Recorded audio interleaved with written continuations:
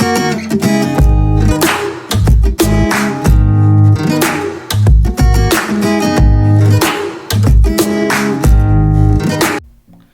guys, welcome to my YouTube channel. This is Teach Marky. For this video, I'm going to show you the answers in your activity sheet number 1, which is about understanding typhoons. So let us now begin. Question number 1. What weather instrument is shown in the picture? The correct answer is barometer. Question number 2.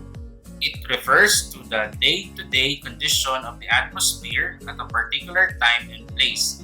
The correct answer is weather. Question number 3. In what layer of the atmosphere the weather occurs? The correct answer is troposphere. Question number 4. What do you call the study of the atmosphere, atmospheric phenomena, and atmospheric effects on the weather? The correct answer is meteorology. Question number 5.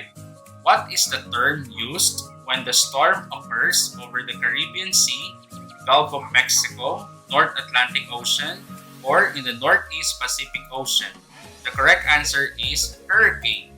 Question number 6.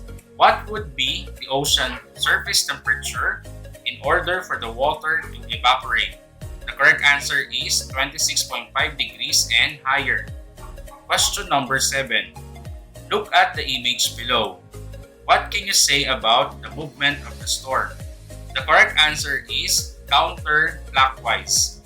Question number 8. Why is the Philippines prone to typhoons? The correct answer is the Philippines archipelago is located within the typhoon belt of the Pacific, lying within the proximity of the Intertropical Convergence Zone (ITCZ), where the trade winds converge.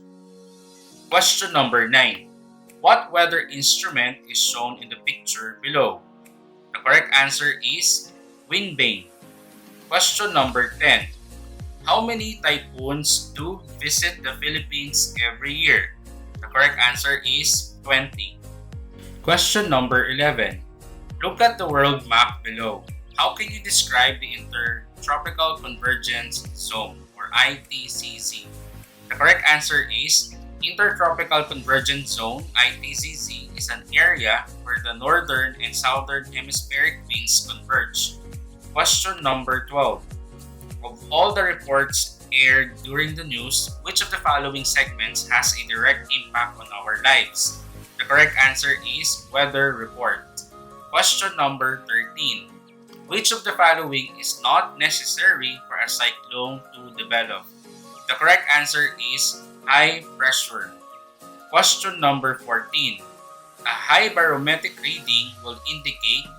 The correct answer is fair weather. Question number 15. On a laundry days, you hang wet clothes under the sun. Which of the processes below are you expecting to finish drying your clothes? The correct answer is evaporation. Question number 16. Which government agency is responsible for monitoring typhoons and weather disturbances, weather forecasting, flood control, and astronomy research? The correct answer is Pag-asa. Question number 17. Look at the image below. How can you describe the Philippine area of responsibility? The correct answer is it is an imaginary line drawn around the Philippines, including the bodies of water that surround the country. Question number 18. The following clouds indicate fair weather except. The correct answer is nimbus clouds. Question number 19. Pag-asa's scope includes the following fields of science except.